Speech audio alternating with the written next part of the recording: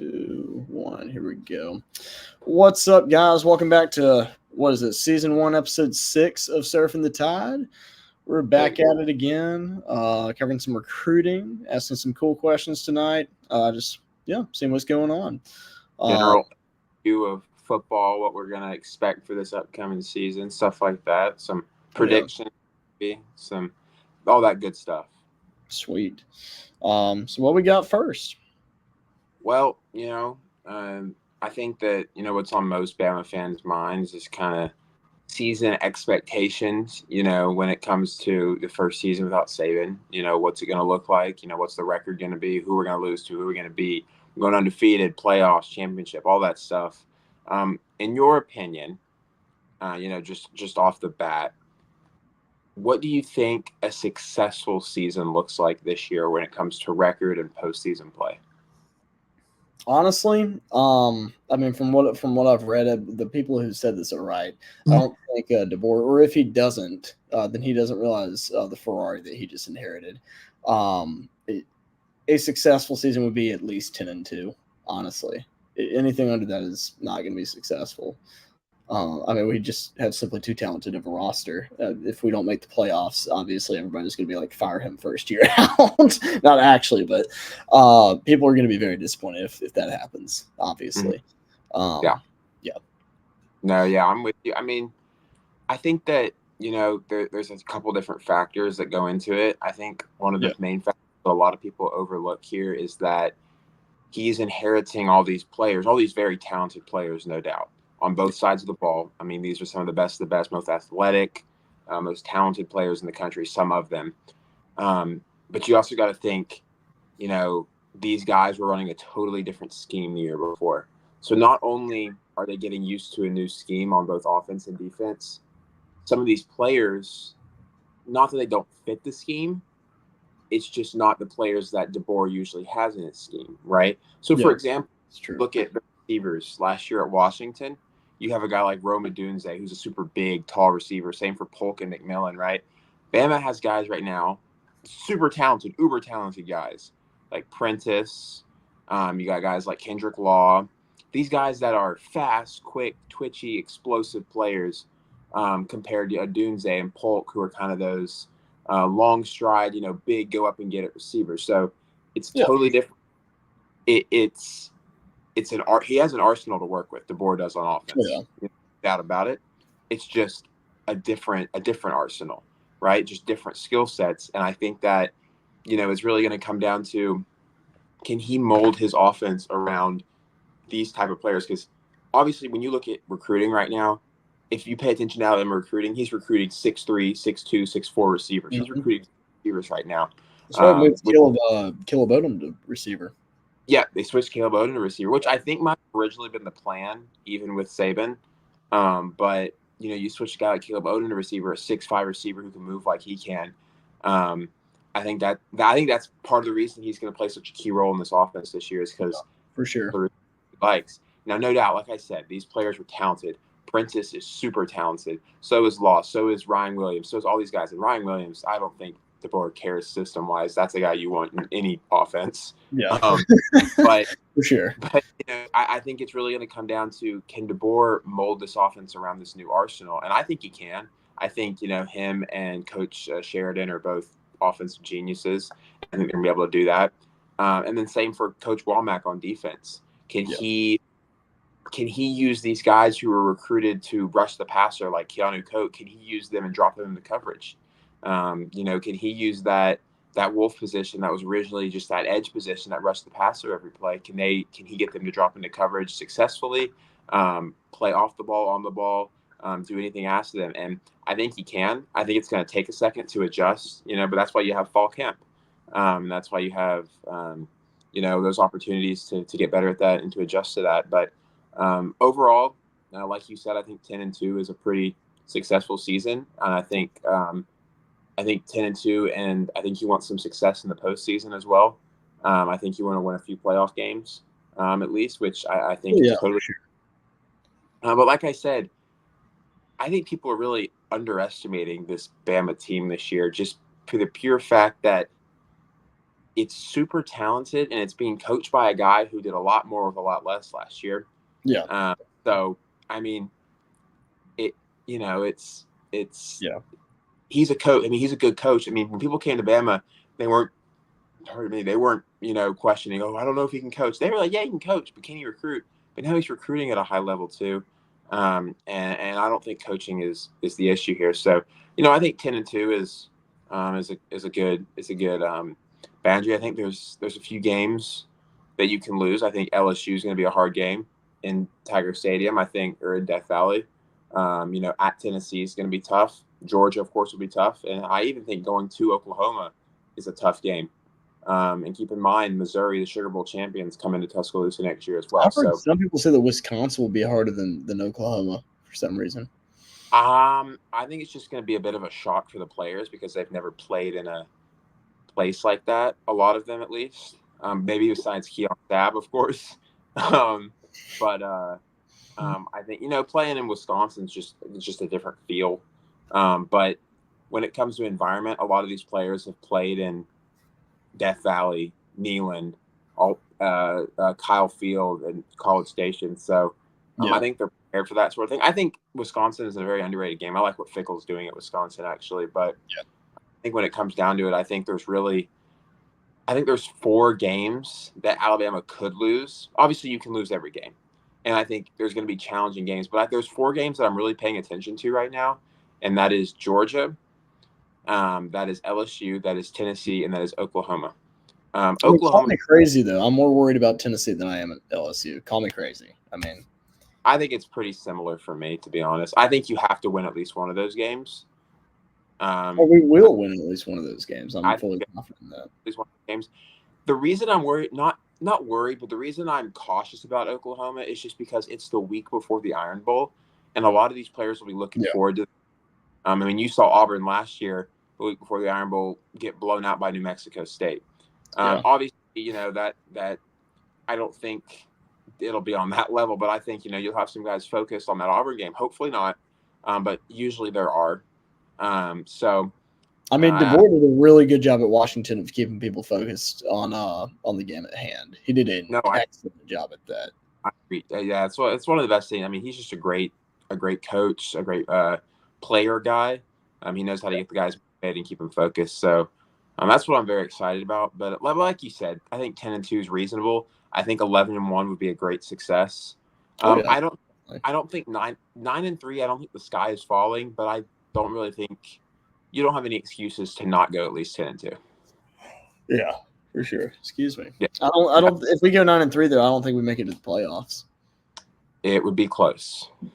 I don't even think we would, because I think there would be too many 10-win teams going. Think about it. What, Georgia, Ohio State, possibly Michigan, Ole Miss, Michigan, Oregon. Michigan will probably go. Their interim coach just went crazy those last few games. They have a solid defense. They just lost so much on offense. It'll be interesting. It's going to be a good team. I think they're going to probably be a 10-win team, but there's just a few question marks heading into it. I think quarterback is a massive question mark there because definitely. Orji was, let's be honest, was not good in spring ball. He was not that good. I'm going to be honest with you. I have no idea who their quarterback is. This is Chinese right now. You got Dayton Davis, who's a true freshman. I do not pay attention to Big Ten.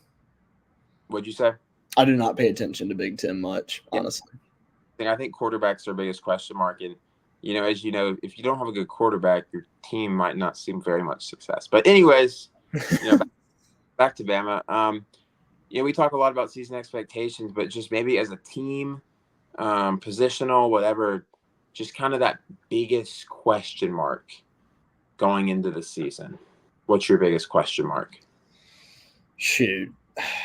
Honestly, I'm thinking defensive line is mine. Yeah. Go explain. Well, I was hearing McElroy talking about it today, and he was talking about Tim Smith, and he was talking about Shoot, dude, I'm so bad with names, I swear. But he was talking about a bunch of different guys and how like there's some really solid players, but none of them are really like elite. None of them are great. They could be. There's some high ceilings in there, but they just haven't like brought it out, you know. He was talking about that specifically with, I think it was Tim Smith. I cannot remember, but and I found it very interesting. I thought that he was right about that, honestly, because I mean I've watched the games in the past. I mean, our star players showed out, but those players that he was talking about, yeah, he's exactly right. They've been solid. They haven't been elite though by any means. I mean, they've showed flashes of greatness, but they have not been elite. And so I think that's our biggest question mark. Like, who starts there? Who backs up? I mean, O line is pretty much clear. It's pretty much cut out right now, except for maybe like one position, something like that. But defensive line is an interesting one for me specifically. Yeah. Just to play devil's advocate, I will say, I think that, you know, when you look at the Alabama defensive line, you have guys like Tim Smith, you have guys like Tim Keenan, you have a guy like Damon Payne, who's going into his fourth year, going into his fourth year, former 5-star. And you have one of the most intriguing ones to me, though, is James Smith, former 5-star. He'll be a sophomore next year. He saw reps as a freshman last year. I think he's going to be a stud, personally. Obviously, he hasn't proven that yet, but in limited game time last year, I thought he was very solid. But then you also have a guy, and this is not to say that he was a superstar, but I think, you know, when it came to doing his job, I think Tim Keenan was elite, just because his job was to plug up the middle. His job was to disrupt. His job was to, you know, take on 2 to 3 blockers and clog up the middle. And I think he did a very solid job of that. Obviously, it's not going to show up on the sheet, but I think that was a big thing he did last year. Obviously, I think losing a Boygby is notable. A Boygby, you know, you get great pass rusher, especially as a defensive end. But you bring in a guy like LT Overton, who has, you know, former number 1 player in his class, super high ceiling. I think that there's a lot of unproven talent on the defensive line, and there's a lot of veterans on the defensive line that are hungry and that are, you know, in their last year trying to prove themselves, you know, scouts and NFL teams. For sure. But that isn't definitely. I also will say, if you want to make, this is not towards you, this is just towards anyone. If you want to make the argument that Alabama has no superstars in the defensive line, I think I could also reply to that and say, for the lack of superstars on the defensive line, Alabama has the depth on the defense, because there is a lot of experience depth on that defensive line, in my opinion. I just think that, you know, you have a lot of guys who got reps last year, and I didn't even mention Jaheim Otis, who played last year pretty banged up. But I do see your question mark. I do see, you know, there hasn't been a complete game wrecker on the defensive line, but I also think, you know, when you look at some of these guys, I think there's a potential to have a couple of those this year. Yeah, and Jaheim Otis, by the way, was the other name that I couldn't remember. That's the other one that Greg mentioned. Yeah, I agree. But overall, like, I think front 7 in general is our defensive strength. Definitely. I think that, you know, I think there are a few question marks just around, just, you know, like you said, there's not that guy, but I think this year there will be a couple of them. But no, speaking of you know, our front 7 being the strength, I think my biggest question mark is most people's biggest question mark, which is cornerback situation. True. Obviously, yeah, that is true. Alabama was completely depleted by the NFL draft and the transfer portal when it came to DBs and safeties and, you know, all over the secondary.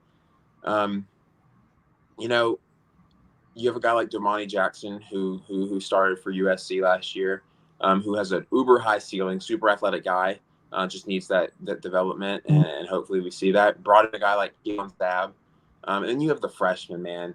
You know, you bring in a guy with the length of Xavier Mincy. You bring in a guy that's college ready like Xavier Brown. Dude, Red Morgan. Red Morgan's just a dog. He is insane. A typical dog. Jalen Mbakwe, he showed out. Yeah, I mean, Jalen Mbakwe, who's just super uber athletic. Oh, yeah. So the talent's there. There is just a huge lack of experience. Like, what if I told the most experienced returner, not counting transfer portal player, is Jaleel Hurley? He's the old, Yeah, I mean well, besides, I meant boundary corner. Boundary corner is what I mean. Like, yeah, he's the most experienced. I mean, having Malachi back is, I think, bigger than most people realize. Oh, definitely. He's the leader of the defense. He's the alpha.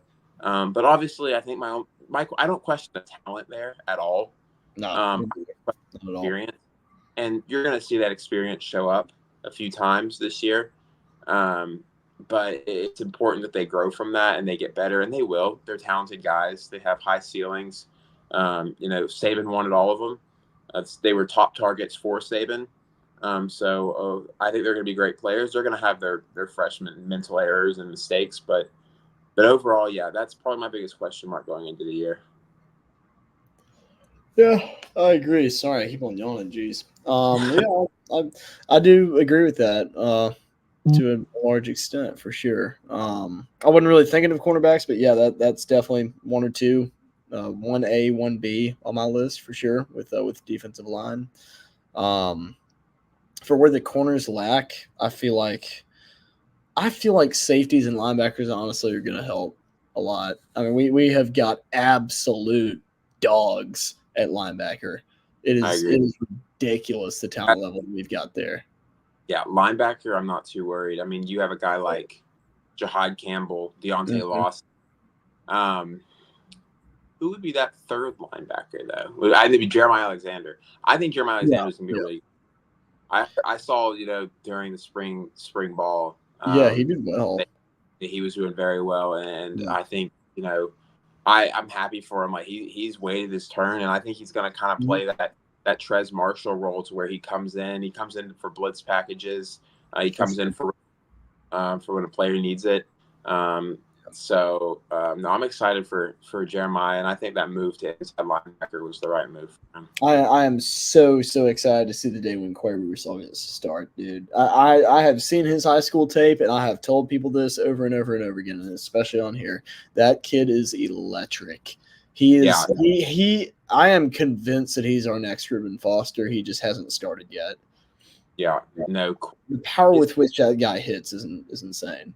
I told people when Quay was in high school, I watched this film, like, this might be some of the best film overall I've watched. Yeah. But it was, I mean, he murdered quarterbacks. Yeah. I mean, it was legitimately. He came off the edge, he'd bull rush you, he'd throw you, and then he would plow into the quarterback. It was impressive. I think we're going to see a lot of Quay Rusall this year. Oh, yeah. Yeah. Oh, yeah. I mean, he had zero mercy, and especially on other people besides quarterbacks, too. I mean, you probably remember, I think he went, like, up the middle or something like that. He just clocked it. It was crazy. There was even talk of him coming to Bama and playing inside linebacker at one point. Yeah. I don't doubt that at all. Yeah, I mean, he can move. He can definitely move. He's a force. Flies. Yeah. But speaking of, you got players that are positional areas that you're questioning, and then we kind of already mentioned, the strength and stuff. Talk about maybe a player. We'll start on offense. Who is one player on offense that you think benefits most from coaching changes? I mean, obviously the obvious one is Jalen Milroe, but I'm trying to think of something besides that, because I mean you've already seen in practice film from spring. I mean, and part of the summer, his throwing motion has already been cleaned up, and his motion in general, his movement has been polished some. He looks better already. But shoot, I mean, if I had to say, I'd say Jeremy Bernard. I mean, he comes from the system from up in Washington. He's going to be our wide receiver one, it looks like. I mean, if I had to say one of the guys that's from here that didn't come from Washington, I'd probably say Caleb Odom, honestly, because he's the tallest one of the group that's going to be a receiver. And I think he's got a legitimate chance at being either not wide receiver one, but he might have a chance at starting this year. As hot of a take as that might appear, I mean, he's what, 6'5", 6'6", or something like that. He's got the stature. He's got the length. I mean, he's fast. He's shifty. I mean, what's there to not like? I agree. I totally. Odom's a monster. I got to watch him in high school. I mean, I was watching him take screen passes for 60 yards. It was ridiculous. But no, I think Odom's a great pick. I think Milroe's a great pick. Bernard's a great pick. I think one, and I told someone back this. I'm sorry, I told someone this back. I think it was in February or March when spring ball was getting started. I think it was March. And I told him, I was like, you know who I think is going to go for 1,000 yards this year? And he said, who? I said, I think Kobe Prentice is going to have a big year. I hope And so. I think that, obviously Kendrick Law's going to have a good year. I think he's going to be utilized much better. Kendrick Law, for sure, much better. But I think Prentice to me, coming out of high school, was a borderline 5-star, if not a 5-star. He was impressive player. And I think that, in this new scheme, this new offense, they're going to scheme him open. He was shifty. He's shiftier than people give him credit for. And he has a high top end speed.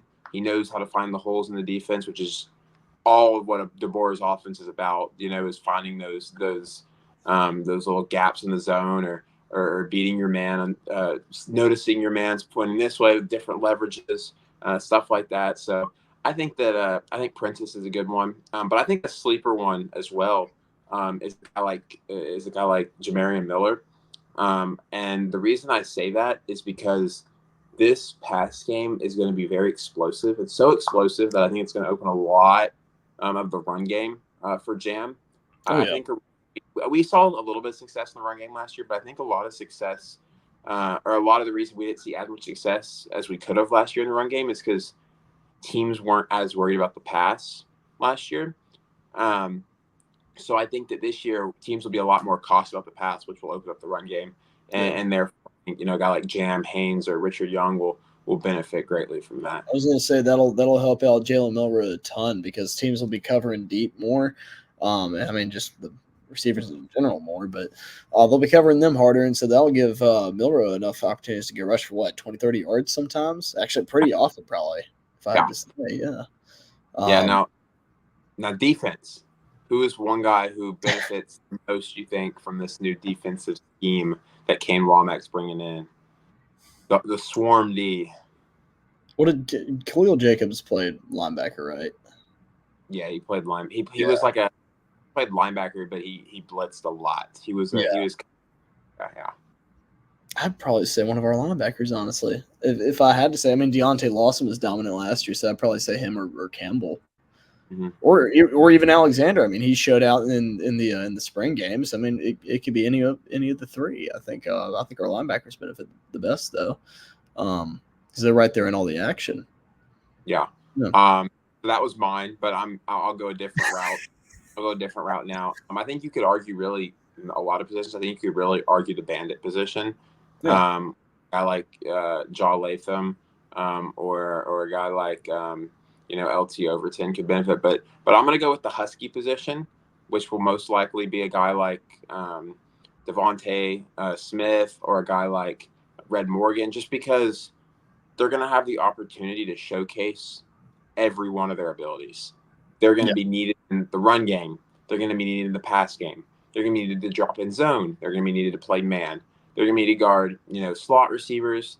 They're going to guard every receiver that comes, in that, that nickel area. We know where the nickelback lines up, which is essentially the Husky. But also they're going to need to be great in the run game, which is two things that a guy like Devontae Smith, a guy like Keon Sabb, or not Keon Sabb, Red Morgan, or even Keon Sabb, if Keon Sabb needs to bump into that spot, which I think he can. I think he'd be great at it, actually. Yeah, definitely. Is the run game. But I think that's a position that's really gonna benefit from this new defensive scheme.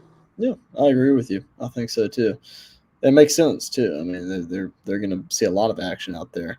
But yeah, the reason I said linebackers is just because in Kane Womack's swarm defense, linebacker, and I'm sure this is the reason that you have to. They just get so much action; it's insane. It's called swarm for a reason.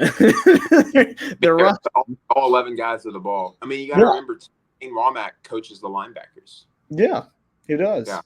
Yeah. It's gonna be a fun defense. I'm excited. Yeah, and Saban actually heard saying that he thinks Lawson could be one of the best linebackers to ever come out of Alabama. And I think Campbell's up there with him too. I think Campbell's uber athletic. He looks a lot bigger now as well. So I think both of them are gonna be dogs in this. Dude, those pictures were awesome. They look like they bulked. Yeah, I love Zero on Lost and Agent Zero. I like that. Yeah, me too. That's a good sure. one. I like it. Most definitely. Yeah. So we talked, about these players benefiting from these new coaching additions, but we've been paying close attention to recruiting. We have. So far. Well, actually, I'll ask you this question first. Which positional coaches do you think we upgraded on staff? Like from this guy to this guy, do you think? So let's start. Let's go through the list. No, that's an easy question. Sorry, receiver. Well, hold on. Wait. I'm not saying just one, but I want to say we'll name all of them. But yes, receiver's one of them. So let's start. We got quarterback coach. We went from Tommy Rees to Nick Sheridan. Yeah. Yep. Yeah. Yep. I didn't even think about that, honestly, but yeah, great point. We went from Joe Cox at tight ends to Brian Ellis. I think that's a close one, actually. I think that's a pretty close one. I think our tight ends were good next year. I think that one is to be determined for me. I'm going to be honest with you. I completely missed that one. I thought Sheridan was still coaching tight ends, too, because I knew that he came from there. Oh, wait. I'm pretty sure Sheridan's doing quarterbacks now, and then Brian Ellis is doing tight ends. I could be wrong, though. I was going to say, I completely missed that change in coach. Well, yeah, because when Grubb left, I think they gave him, and then they hired out. You want to look that up for me? Yeah, hold on one sec. Let me look it up on here. Yeah, because I know Cox left. Who is our tight ends?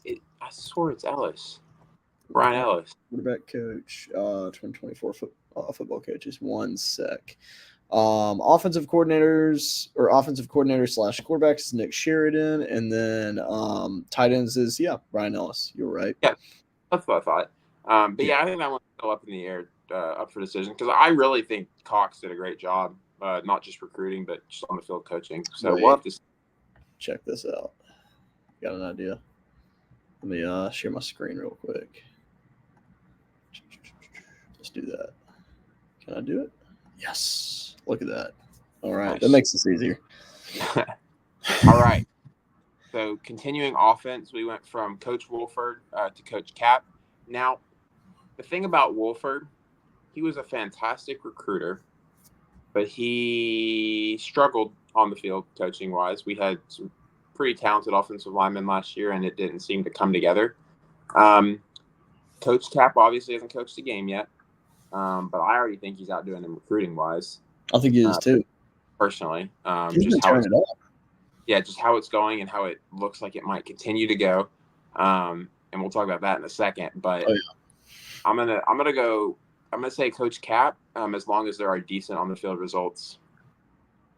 I think so too. I agree with that. I mean, honestly, like there's been so much smoke in like different group chats and just like on social media as a whole about, hey, this is the best staff that we've had since 2015, and I agree with that. I mean, it's true.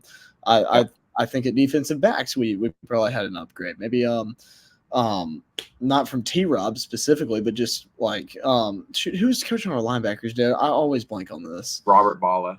Yes, I think from him actually we had an upgrade because Kane Womack he's legendary right now, especially since coming from South and how they did in the Sun Belt and against other guys. They did great. So I think we upgraded there.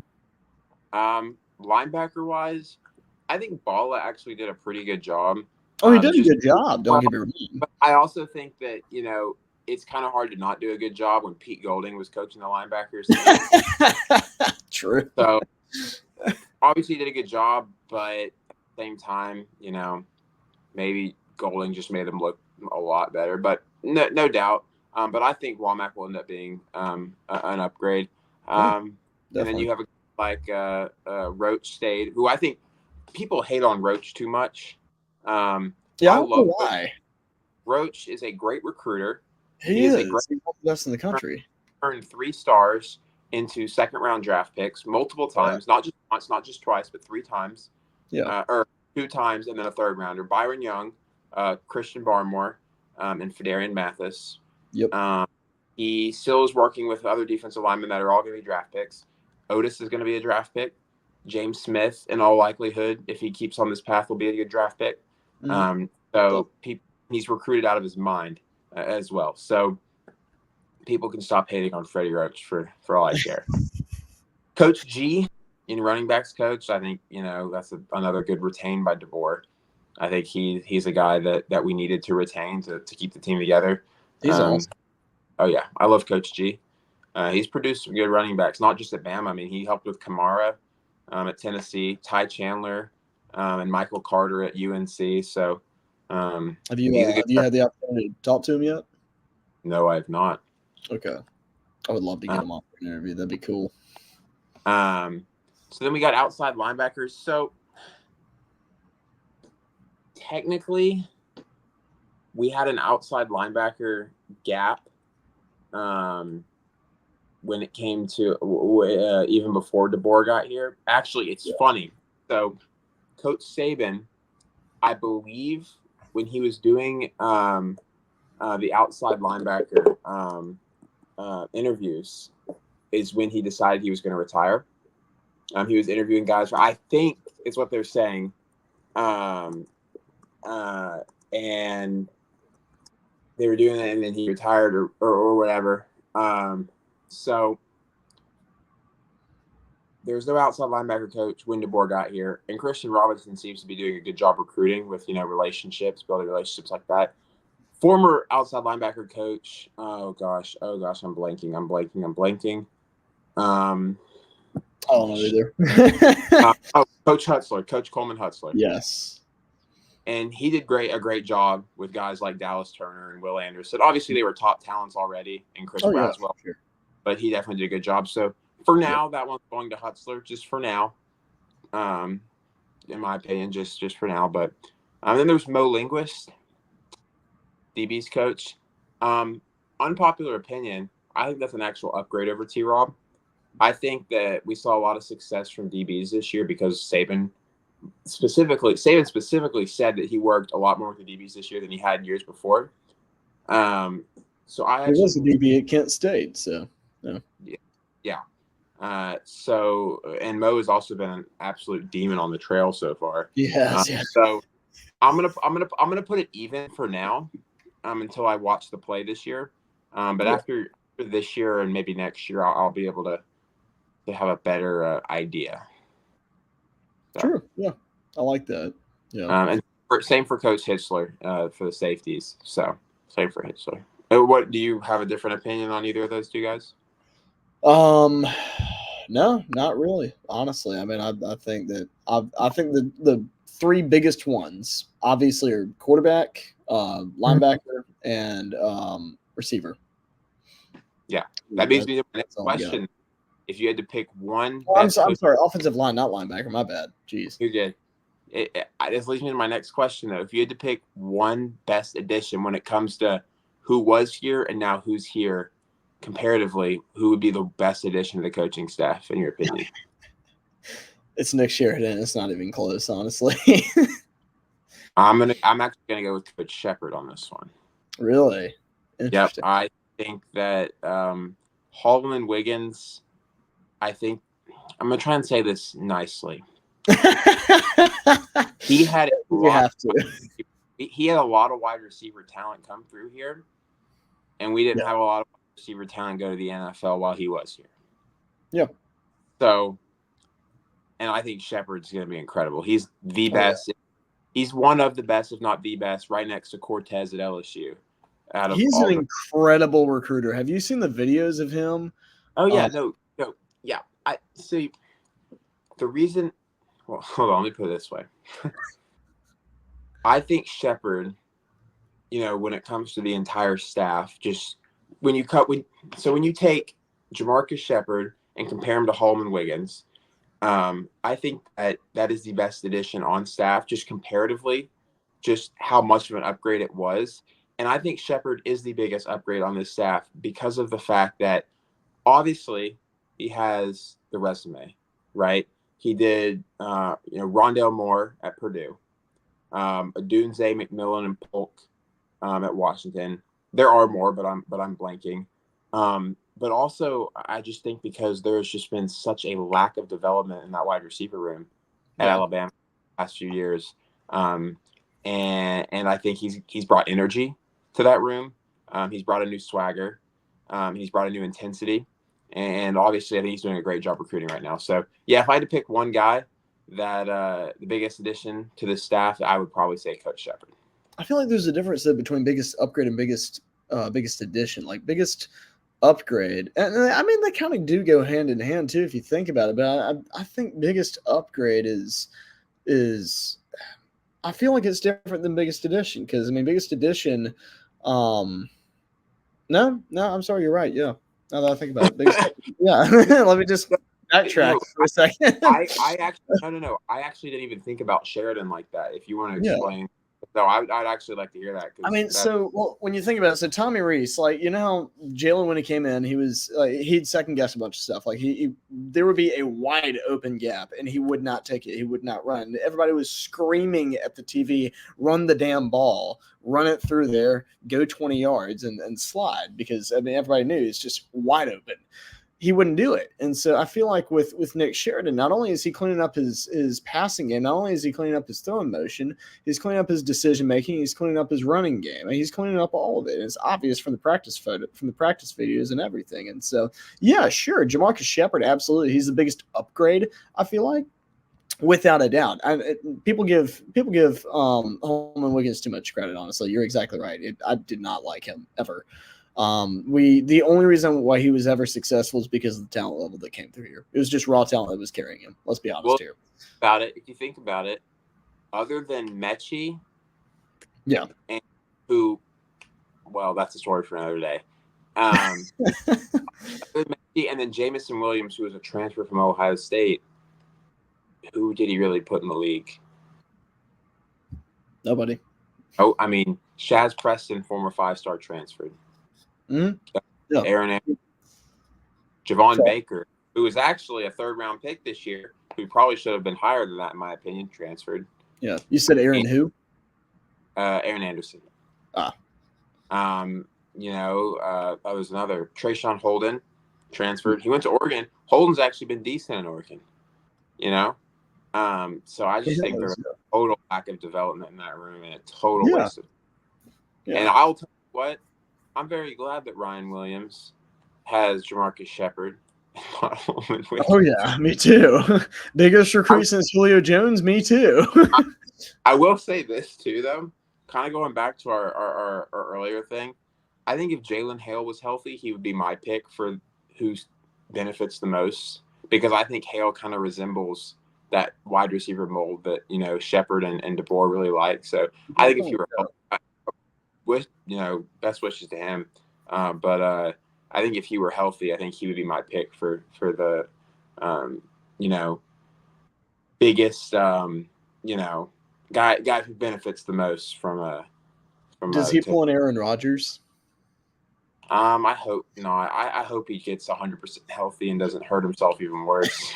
Just pull the most miraculous ACL tear comeback you've ever seen in your life.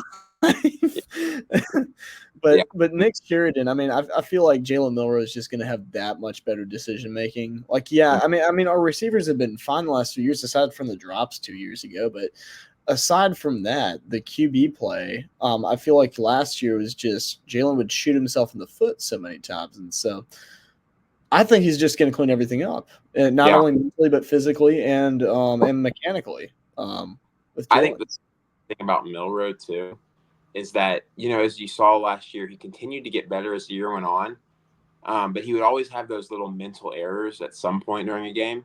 Yeah, exactly. So if he carries that momentum from continuing to get better into even better development and even better system for him, oh my goodness, I think he could be. Yeah. I mean, you can also make this argument, by the way. So for why Nick Sheridan's the biggest addition, not only is quarterback the most important position on the offense, and it's not even close. Let's be honest here. I would much rather have elite quarterback play and average receiver play than elite receiver play and average quarterback play. I can get carried by an elite quarterback. I cannot get carried by an elite receiver with a crappy quarterback. Because if the quarterback's inaccurate, sure that Well, the I don't want to. can be.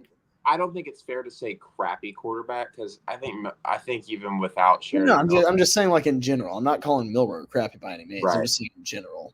right. Like, sure, you can have the fastest receiver in the class. You can have a Lazio Brooks who's running 23 or whatever he is miles per hour. Is a ridiculous speed. You can have him. He can run clear across the field and try to get the ball. If the quarterback is that inaccurate, it's not going to. It doesn't matter. If you have, I can't even think of an example off the top of my head because we've had such good quarterbacks for the last 10 years. But I think you could argue. No diss to him, but I think you could argue with like Coker. I think that is fair. Coker, what? I said that is fair. Except he did really, really well on that 2015 team. Then again, I mean, he had Henry. Well, you have Derrick Henry. Yeah. You have a Stewart. You have Calvin Ridley. Yeah. You have OJ Howard. Yeah. So I mean, I think there's different scenarios. I agree with you. I think quarterback's the most position on the field, most important position on the field. But I also can't take for granted. We had a major drop problem 2 years ago, and that cost us games. Yeah, we did. Yeah, it cost us a lot of games. I mean, it almost cost us a few more games. Yeah. So I think, I agree with you that the quarterback's most important position on the field. So. No, I mean, if we didn't have an elite quarterback in Bryce Young, then, I mean, those games. Oh, my gosh. Dude, if we didn't have Bryce Young, oh, my gosh. Yeah. See what I'm saying? Like, you can work with average receiver play if you have elite quarterback play because as long as they're accurate, the receiver always has a chance. I will say there's a difference between elite and Bryce Young because I don't think there is a single quarterback that avoided pressure like Bryce Young did that year. Dude, he was oh my god. He had pressure in his face almost instant. I mean, he was dog. I mean, the thing is, his receivers weren't getting separation. His line couldn't block worth of what. Yeah. So he was always composed every single time. If we had a better line, that's what I'm saying too. Though is like, if we got better separation that year, caught the ball and could block, it would have made up for so much. Like Bryce wouldn't have a lot of pressure would be taken off Bryce. He would have had time to be even better, which is crazy to think. But it could really go either way. I mean, yeah. I can agree. I can definitely get down with that. Yeah, for sure. But just a little bit, all these new coaches have been putting in work on the recruiting trail. They've been we got a big weekend this weekend, man. Big. I mean, this is the biggest OV weekend we've had so far. Let me pull up the list that I found on Instagram. So you got Caleb Cunningham, 5-star wide receiver out of Mississippi. Want me to pull up the highlights? I'm going to go through them, but then I'll go through them. But I'll go back through them. All right. You got Dijon Lee, 5-star corner out of Cali. Derek Meadows, 5-star receiver from Bishop Gorman in Nevada. Ty Jackson, 5-star linebacker from Florida. Josiah Sharma, 4-star defensive lineman from California. Damian Shanklin, 4-star bandit. That's how he's being recruited. Damian Shanklin. Micah DeBose, a 4-star interior offensive lineman, in-state guy from Mobile. Antonio Coleman, lineman commit. Abdul Sanders, linebacker commit. Luke Metz, linebacker commit. And then Floyd Bicard down in Miami. So you had a big weekend. And I'm not gonna lie, I've never heard of that last guy, by the way. So he's from Canada. Oh, that's why. He moved down to Miami and plays ball in Miami now. But, earlier this week we had the big news, Justice Terry decommitted from USC, which I wouldn't say Justice Terry decommitting from USC is big news. I think everyone kind of expected that to happen. Yeah. But the big news was instantly after he decommitted, he set up a visit to Alabama. He's currently there right now on an official visit to Alabama. Obviously, Georgia kind of in the driver's seat. Once committed to Georgia before flipping to USC. So there's a lot of confidence with the Dogs, and rightfully so. I think that's the team that, is in the lead right now. But I think that it's good that Bama's getting an OV. What's going to come of it? I don't know. But there are 6 expert predictions logged for Georgia right now. So there's that. But I think that, as a Bama fan, you can say, hey, at least we're getting a visit, Yeah, for sure. I'm excited for it. I'm excited to see what comes from it. And we can't say it here, unfortunately, but we did have 4 of what we call booms today, so that was cool. Yeah. You'll see what boom means later.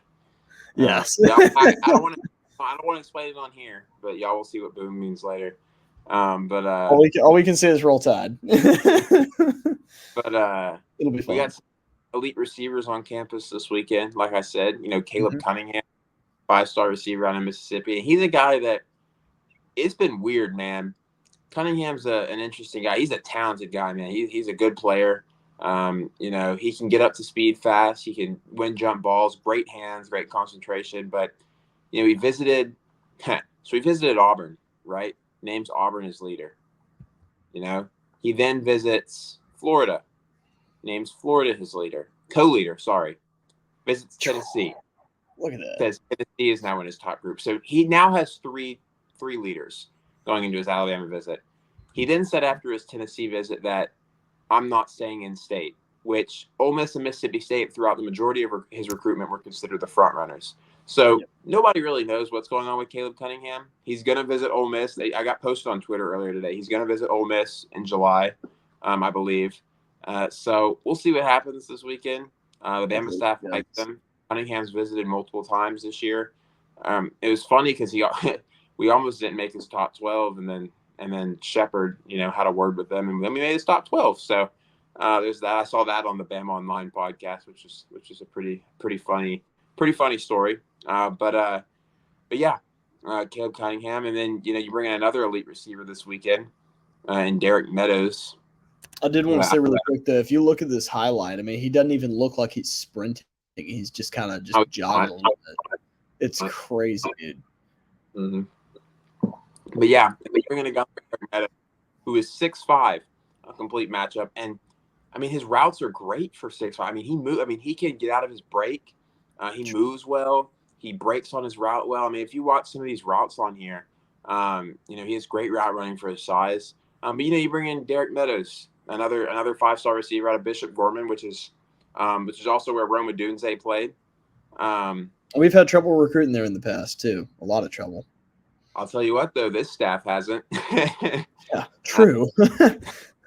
But yes, we have. But yeah, he's another top target for Alabama. He was a top target for Saban, I believe, as well. But so bringing in two elite receivers. Bama wants, I think I heard 2 receivers, maybe 3. So we'll see how that goes. But another guy we brought in was Dijon Lee this weekend. 5-star corner out of California, and that was a guy that we offered Jackson Lloyd first, but Dijon Lee was not far after. He was the guy that they recruited at Washington pretty heavily. So there's a lot of recruitment, a lot of connections there and relationships he's built there with the staff. He's on campus right now. He commits on June 28th. So that is one to watch. That is one to watch. It's been a Georgia-Bama battle, but that's to watch. Definitely one to watch. And then another big news, Ty Jackson gets on campus. He was originally supposed to visit this fall, I believe, but he is the best linebacker in the country, in my opinion. You watch his film. Hold on. Good gosh. You watch him play receiver on his film, and he looks like a D1 receiver as well. He is an athlete, and he puts the boom to you as a linebacker. And he can move. I mean, he's fast. Do you think we'll play him at all at receiver? Pardon? Do you think we'll play him at all at receiver? He's too good at linebacker. Trick plays or anything? I doubt it. But utilize Aaron Hampton for that kind of stuff. Yeah. But no, he's supposed to be on campus this weekend. He was originally supposed to official visit this fall, but he's doing it this weekend instead. Florida State, Georgia, Florida. Those are all the schools that are really recruiting him hard. He's from Florida, so he's going to give those Florida schools a look. But no, he's a guy, and I'll let you get to some offensive highlights just so you can see. But On3 ranks him as the top linebacker in the country, and rightfully so. So did you see him clothesline that guy just a couple plays ago? Oh yeah. Oh my God! He just killed the quarterback 2 weeks ago, and it was impressive. But yeah, I mean, if maybe you could find one of him playing offense. I'm trying to. It's not making it easy. Here's one right here. and that's him. That's covering a kick. He can fly, for sure. Well, I don't know where his receiver highlights went, but anyways, yeah, Ty Jackson. We won't know where he's going until probably December, but yeah. And then Josiah Sharma, another guy the staff offered early. He was actually committed to Washington for about a month. Decommits after DeBoer leaves. Bama has had him on campus 3 times this year since DeBoer got hired. He has seen his stock go up a lot. Bama offered him when he was virtually unknown, and now he is a top priority for Texas. Oregon's offered. All these big schools want him. Visited Texas recently, so he visits Bama this weekend. We'll see how that goes. Bama's been considered the favorite. They got him playing offensive line in these highlights. But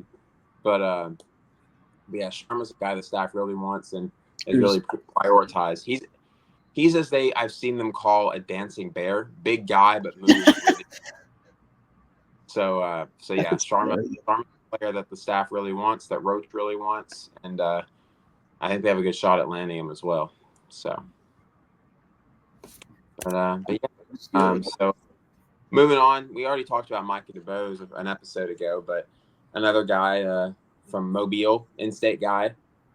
Just remember, DeBoer cannot recruit the state. Just remember that he cannot recruit the South. But he'll be in town. Visited LSU, Ohio State. He's flip-flopped everywhere, man. He used to be committed to Georgia. He's visited Ohio State, visited LSU. Momentum's pretty much been with every team, but we'll see what happens this weekend.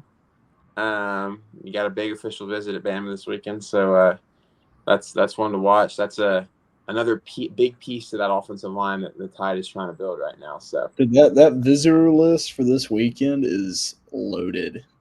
Here's what I've noticed about the visitor list here. Gosh. They're not gigantic, which I actually like. Yeah, true. Yeah. They are just the right size. They're like 10, 12 people. You got to have personal time with them. They're not huge lists where you have to focus on everyone. Because you got to remember, they're going to bring a bunch of people with them, too. So it's like, and I saw Tim Watts point that out. He was like, I like it better like this. Like you're having, your family spending time with the family. You're not hosting 150 people now. You're hosting like 50, counting the families they stuff. So it's a lot easier on the staff. You're still getting the players you want in, saving some officials for the fall as well. So it's good. I think it's good. But you don't have so much time to split between all the families, Yeah. Yeah. Another weird guy that's visiting this weekend is Antonio Coleman. There's actually a video of him on Twitter earlier today. He was on the boat with, just on his visit today. He was on the boat out on the lake, and people were in his comments saying War Eagle, and he said, "Man, get out of here with that War Eagle, man." He is an interesting one that it's worth keeping your eye on. He's visited Auburn a few times. Used to be committed to Auburn. He went Bama, Auburn, back to Bama. So he's a guy that's going to be a fight until signing day, for sure. Played at Saraland where Ryan Williams played as well. So he's in town. Hopefully get a little bit more momentum back on. Not that the momentum is less Bama side, just kind of hopefully lock him in a bit more this weekend. So yeah, definitely see how that goes. Yeah. You bring in some other commitments. Abdul Sanders. Out of Mater Dei High School. You told me you like him. Yeah. He moves well. I like how his pursuit. A big thing I've noticed on a lot of these linebacker commits is their pursuit is incredible. So Kane Womack definitely has a type. So he plays out in Mater Dei. Bama's done a great job at Mater Dei last year and this year, and they got Xavier Brown on the team. You got Chuck McDonald committed. And then you got Damani Jackson on the team as well. So we'll see how it goes. The whole squad, man. Got the whole squad. Whole squad. Mater Dei to Bama. And then recruiting Jordan Davis and the running back for Mater Dei as well. So yeah, we are. Sanders is actually coming off a Tennessee visit, so it'll be good to get him back on campus. The same for Luke Metz. Got Luke Metz coming on campus. He highlights are some of my favorite. I actually got torn up to shreds for this, but I said he's one of my favorite commits in our entire class. He is a dog, dude. When I tell you, pull the whistle, and he will all gas, no brakes with Luke Metz. I mean, you watch his film. I mean, his pursuit is great. The way he hits the hole is great, and he plays into the whistle, which I love. He's a big dude too. I mean, he looks like he could play edge. He looks like he could play wolf, which I actually think right place at the right time, right there.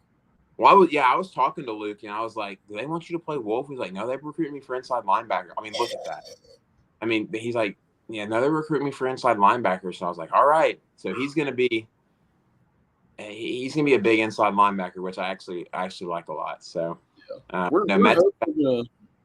sorry, go ahead. No, I just wanted to note that he's one of Georgia's top targets at linebacker as well too. Mm-hmm.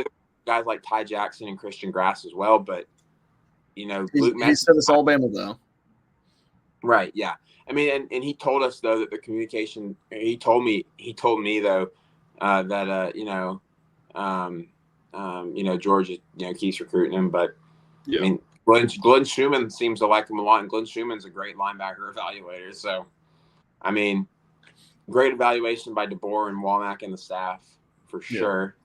But he's back at Bama this weekend. Good. Doing a little recruiting, locking back in. So good to have Metz back on campus. But he had his OV to Georgia. What was it, last weekend? I think, and he But I saw on Twitter. He said, "Look, great program, great visit, loved it, great people." Wonderful visit, had a great time, but still 1,000% Bama is literally what he said. 1,000% Bama, and so that just tells me he's a lock. As much of a lock as you can have, at least. For sure. Yeah. And then two guys they're also bringing in is Damian Shanklin, who's recruited to play Bandit. Bama's on the outside looking in, but after all these official visits, you never know what's going to happen after. And they also bring in defensive lineman out of Miami, who's originally from Canada, like you said, Floyd Picard guy. So that'll be interesting. But also, Bama also has a lot of 2026 guys on campus, including the number one quarterback next year in Faison Brandon. Yeah, I saw that. So that he's on a multi-day visit. It looks. So Bama's got some guys this weekend. Got a chance to close on a lot of guys who have upcoming decisions. I got a chance to make a move on some guys. Yeah. We have another 25 quarterback on campus this weekend too, right? Or am I mistaken? No, we're done with 25 quarterbacks. I could have sworn I saw something about how we might be able to get 2 of the top 10 quarterbacks in the 25 class. I could have just misread something completely, but I thought I saw that. No, we passed out a few quarterback offers in the 26 class this past week, but other than that, no. Also, speaking of quarterback, a buddy of mine texted me a couple days ago. I haven't answered it yet because I knew that this was coming up. He's an old roommate of mine, actually, and he asked me, one sec, let me find it. He asked me thoughts on Jonas Williams. I don't know if you've ever heard of this guy. QB from my high school who got an offer from Bama. I don't know if you've heard anything about this guy, by the way, but I figured I'd ask. Jonas Williams. So this buddy of mine named Nick. He is from Frankfort, Illinois. So it's one of those high schools. Yes, I do know who. Yes, I just looked him up, and yes, I do know who he is. Never seen the highlights, but if Coach Sheridan likes him, if Coach DeBoer likes him, let's look him up real quick. I'm interested. I like him. I'm sure I'll like him. Yeah, he's a top 100 guy, number 8 quarterback next year. Is he? Dang. Okay. Hold on one sec. A lot of Midwest offers, it appears. One sec. Let's put this on the Jumbotron. Yeah, a lot of Midwest offers. Offer Ohio State, LSU. Yeah. So. Oh dang. Yeah, he's a cannon for sure. He's a big guy. Yeah, it says here that he is 6'3", 185. He's accurate. Very nice throw. He's a cannon for sure. Oh yeah, I can see why he's top 100. Yeah, nice throw. Yeah, I mean, after the job that Sheridan did, and I never doubted him, but after the job that Sheridan did evaluating Keelan Russell, I trust him with any quarterback that he really wants. So look at those legs. Speeding down there in the zone. Keelan just won the Elite 11. MVP. That's big for Bama. You know, a lot of guys are going to want to play with the Elite 11 MVP. So definitely notable, but good for him also. You know, and he made his pitch to a few 5-stars too. He made his pitch to obviously Khalik, Caleb Cunningham, DeCorian Moore, and then who's the other guy I'm blanking? I cannot remember. It was French, but that's not French. happening. Yeah, French. Yeah, he's not coming though. We know that for a fact. He is not coming here. He wants that Lamborghini NIL deal. It's not here. Sorry.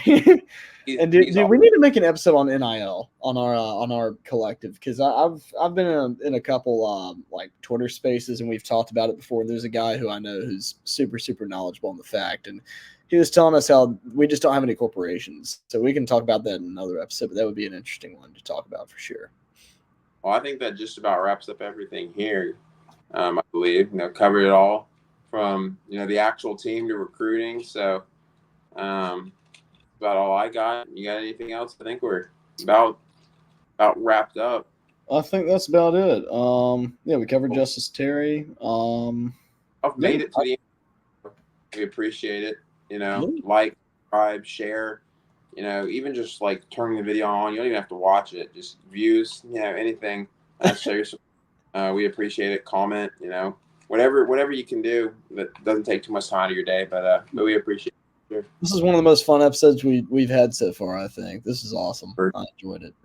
All righty. Well, y'all have a wonderful night. God bless. Roll Tide, and appreciate y'all watching. See you.